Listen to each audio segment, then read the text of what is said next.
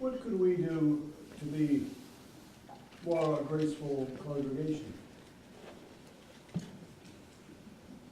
I'll be flippant.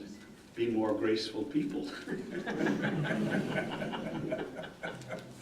And pass the mic. And pass the money, pass the buck. I'm with David. I think it starts on one. We could take on a huge project and say, we're not graceful enough, or caring enough as a congregation, and, you know, bat our heads against the wall, or we can at least start one-on-one and hope it becomes sketch.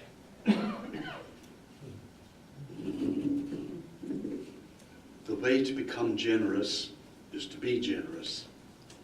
The way to become gracious is to be gracious. The way to become thankful is to be thankful. It starts with me. There was a comment, question. I just wondered how you would define compassion. Well, there are books written on that, but the short action is if a tree or a limb of a tree falls across your child or your neighbor,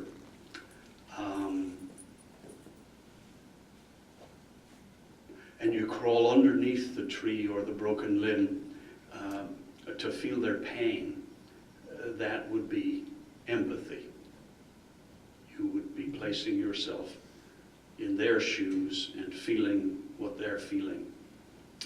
Compassion would be grabbing your cell phone and dialing 911, or running to the garage and getting the chainsaw, or attempting to lift the at expense to yourself your own danger or whatever, your own bodily injury, remove the offending object.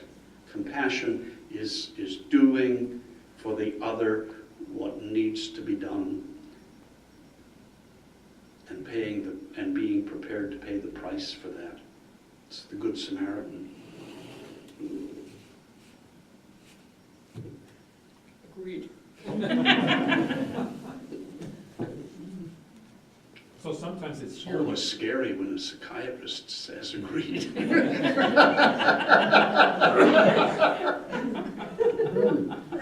Jim? So you sound like you're saying sometimes we could define it as heroism.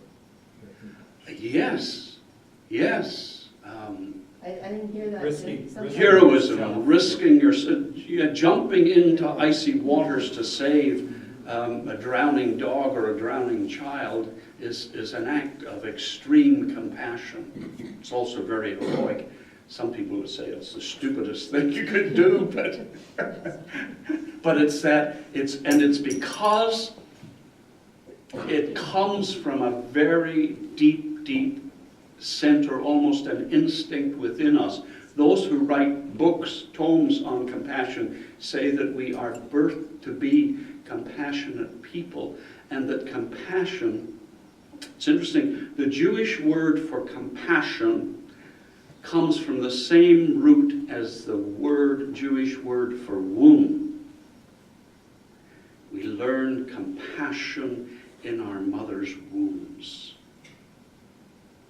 Our mothers teach us what it is to be compassionate because they sacrifice themselves for us. So it's more than just caring, because it involves action. Is that on the right track? Yes. Caring would mean you feel. Yes, I care sorry about for that you, person. and I'll But- pray for but you, and I you- won't do I'll anything. see you later. But if you show Exactly. you Yes. act.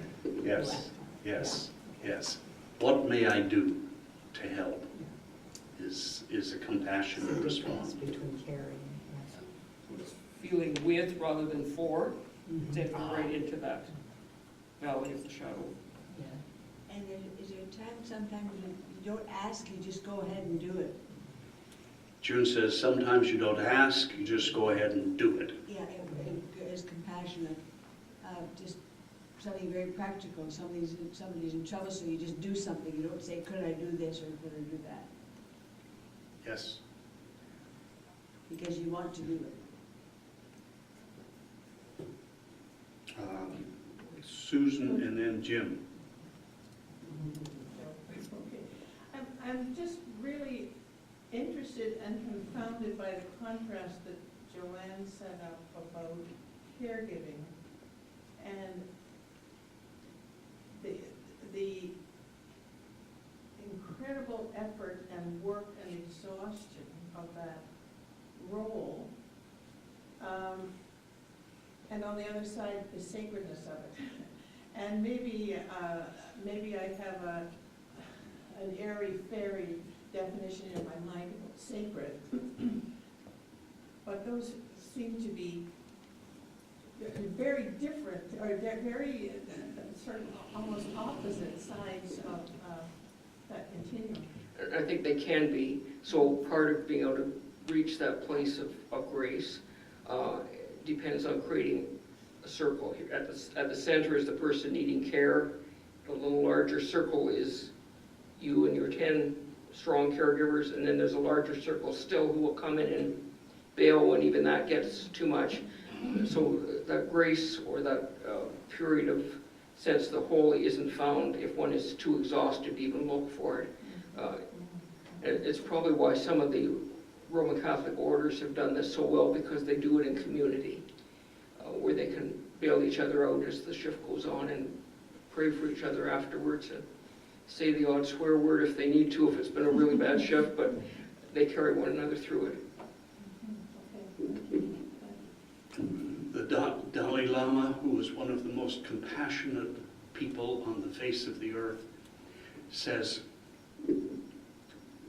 that it took him about 40 years to learn the compassion that he saw in a woman, a mother, who spent a night awake with a sick child. He said, mothers who tend for sick children have more compassion than I, the Dalai Lama, have practiced over 40 years. And I think that we tend to think of spirituality or sacred in terms of outside of ourselves, but when we care deeply, passionately about another, as parents do for their children, no, I take that back, as mothers do for their children, then we've hit the nail on the head in terms of compassion. And the reason I take that back is I'll tell you a story. My wife, we have 3 kids, and when they were young, one in particular didn't sleep for 2 years, and Susan was constantly up with the baby and changing it, nursing it, rocking it, singing to it, whatever. And I would sleep soundly, you see. And in my compassion, I thought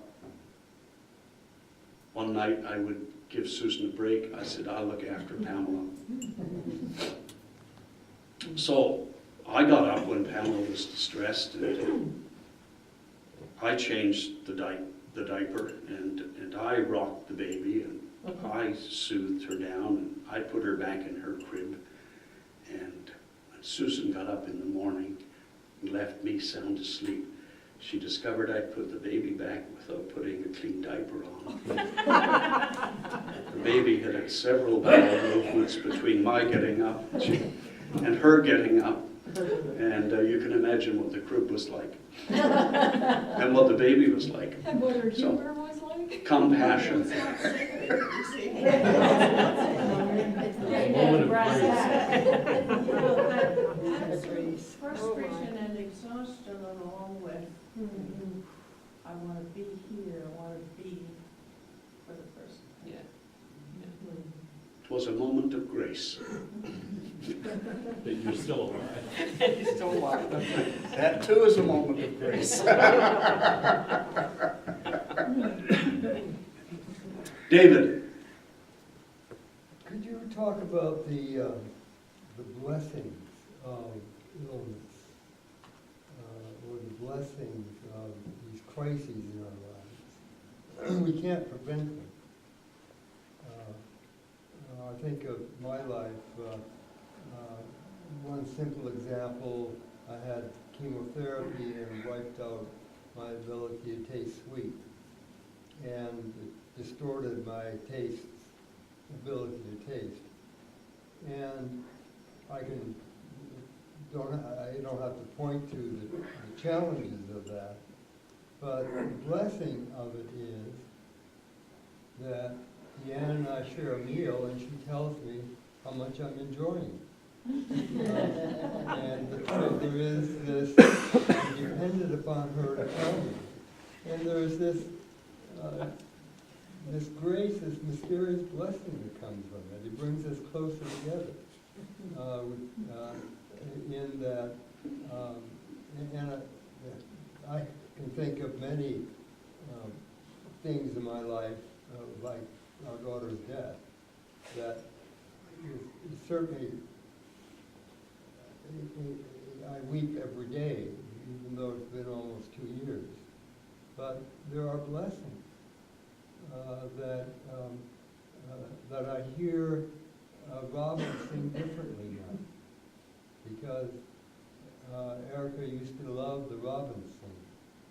So there's this mystery of these things that happen to us that in some way bring us closer to the divine, or to answer, or to lead us on this journey. Think, David, of your examples of your friend, where the church changed and suddenly he was alone. But are there blessings associated with that? Does it encourage him then to ask about, where do I get the blessing? Where's my spiritual life? Tough question. And blessings are hard won. I wear a little piece of gold on my finger. It weighs maybe half an ounce or less.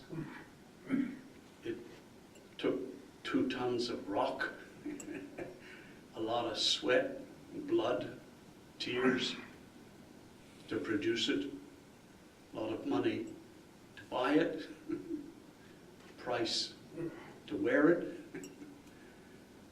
The blessing came at great cost, as you are discovering. I think every blessing comes at great cost. One of the dilemmas of human beings is that we want the blessings without paying the price. None of us get off that easily. I would just add to that sometimes the blessings aren't apparent for a time. So one of the traditions that I don't think, practice very often in the United Church, but our Roman Catholic friends do, is saints' days or remembrance of persons who have died.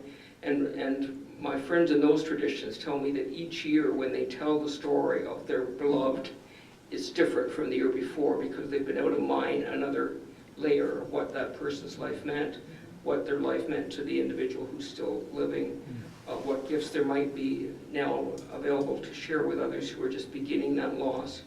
So none of us has a narrative that's fixed in stone. It's one of these constantly evolving ones, which can be rich if we allow the story to be told and retold, rather than thinking I told that once